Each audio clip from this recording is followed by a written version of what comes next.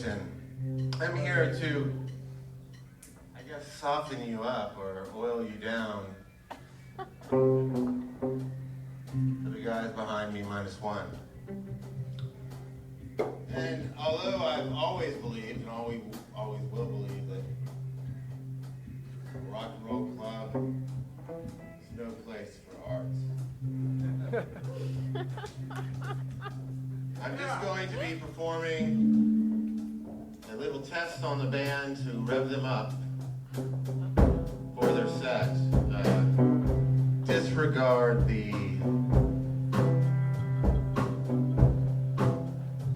the monologue.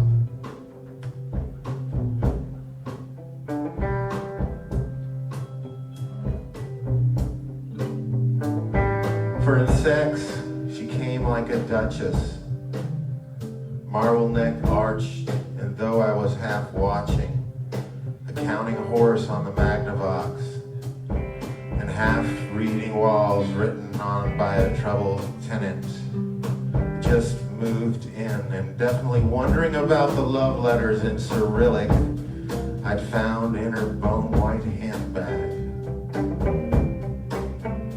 I thought we were fairly sophisticated for an 8th grade couple.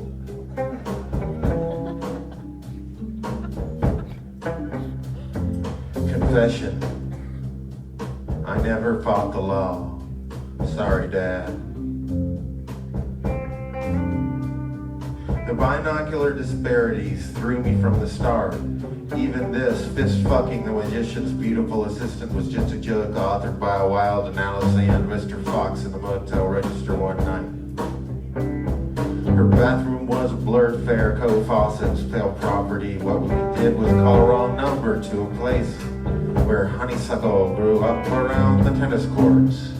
And the police reports were beautifully written, and hunters walked in the feature green conditional, and bottle flies glittered in the Coptic sundown, and people whose speech is the cold poetry of indexes warmed their hands in the space around the stolen object inside the crumbling men's rooms of the mountains.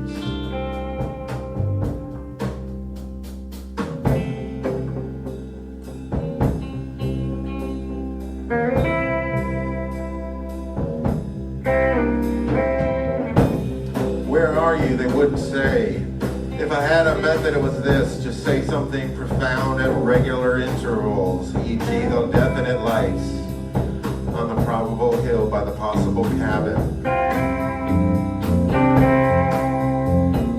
Pumpkins are the ardent droplets of child power, and so on. I clearly needed to return to my life, and in her eyes there were instructions. Let it go down in the quarantine pages of hick history with hookers on imprecise street corners, breaking family crests down into their components. And I would not fool myself into believing better things, even while bodily watching her drink a cup of botched water and saying, I feel like I'm living harder, sunburned left arm. I was new in town and that gave it away, and she was proud enough to tape the message her sister had taken on pink while you were out pad to the outside of her bone white purse. I am 25 days walk from you. I first saw her phone number in the lightning that temporarily wrecked the sky above a Midwestern teacher's college. One fellow had asked me to join him in his dorm room to watch a movie, some hot secretary action. I went out to the payphone on the quad. Oh, night and the dumb fucking dogs. Oh, night and the dumb fucking dogs. She heard the dogs in the back room. I announced that all my dreams were set in constitutional monarchies. I confessed that my great-grandfather had authored a law that barred blacks from carrying mail out to nervous stick figures, quivering on wide-ruled notebook paper. 48 hours later, we were making love to cassettes of the New Mexico Symphony Orchestra. We were crawling over type cowbooks in the Catholic encyclopedia while the rain came down like a long list of complaints against the sun. Into us. What goes into us? Sleep was our only chance to see him from the side, and in the great songs where all human memories intersect. Great Lakes, grand piano, goodbye. Moon over Sigma Chi. There was infinite space for predators to roam, to track another poor chickbone, or attack a nerve surgeon confronting a bank of windows. On a state of brick houses, still haunted by Victorian heat waves, a blind horse named Zoom was named detail of the year, and unrecognized council thinkers in a little molding factory in Scotland.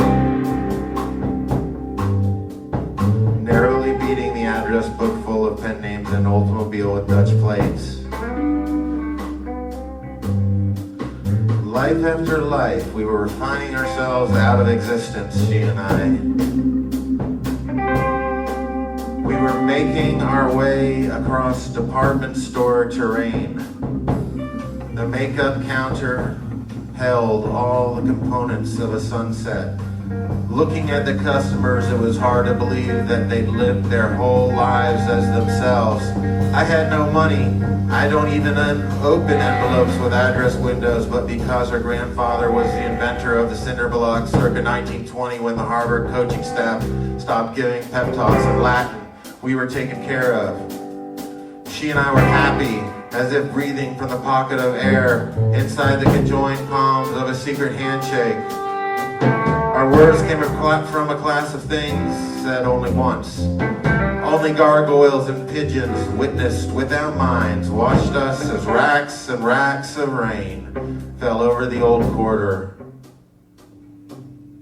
I won't tell you that it doesn't matter. I won't tell you that it's none of your business. Now that it's been written down, it's all of your business and none of mine.